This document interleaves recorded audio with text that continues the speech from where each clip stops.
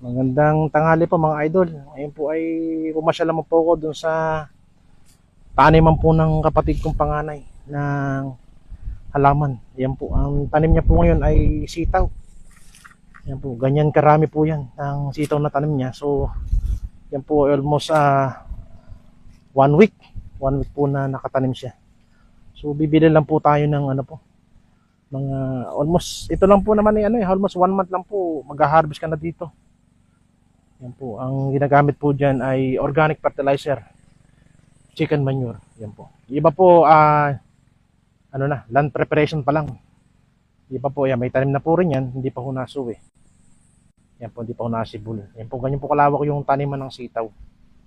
So, sipag po talaga ng mga kapatid ko. At pamilya po namin, mahilig talaga magtanim ng halaman. Ako po ay may trabaho, kaya yung pagtanim ko ng halaman, ay pasalit-salit lang.